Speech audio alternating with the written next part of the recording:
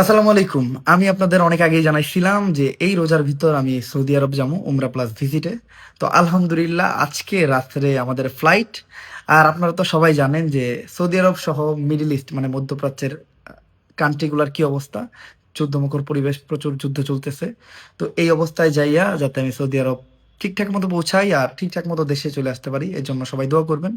আমার friends family সবাই চিন্তা করতেছিল অ্যান্ড সবাই আমার বারবার না করতেছিল যে এই টাইমে যাওয়া ঠিক হবে না। বাট আসলে উপর থেকে ডিসিশন আসে, আমার আল্লাহ তাআলা যেহেতু আমার এই টাইমেই নিতেছে, তো উনিই দেখবে। আমার ভালো খারাপ সবকিছু দেখার মালিক একজনই।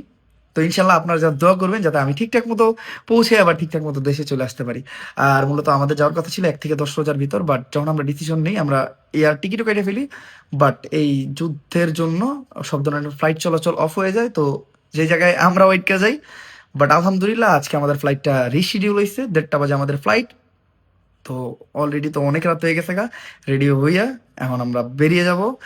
আর ইনশাল্লাহ সৌদি আরবে যে যেসব প্রবাসী ভাইদের সাথে দেখা হবে, অনেকেই দেখা দেখা করার ইচ্ছা পোষণ করছেন। হাঁটতে ফিরতে যাদের সাথে দেখা হইব একটা সালাম দিয়ে বুকে টেনে নিয়েন, আমি আপনার ভাই। আর দেশীয় ভাইয়ের প্রতি দেশীয় ভাইয়ের একটা টান আছে।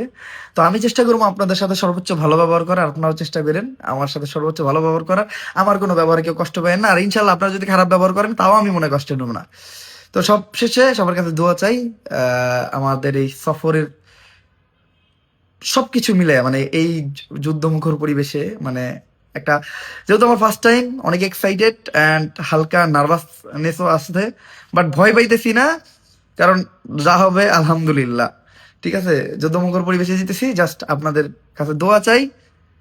যদি সবকিছু ঠিকঠাক থাকে আবার দেশে চলে আসবো, আর যদি ঠিকঠাক না থাকে আলহামদুলিল্লাহ আপনারা আমারে দোয়ায় মনে রাখেন ইনশাল্লাহ। আসসালামু আলাইকুম।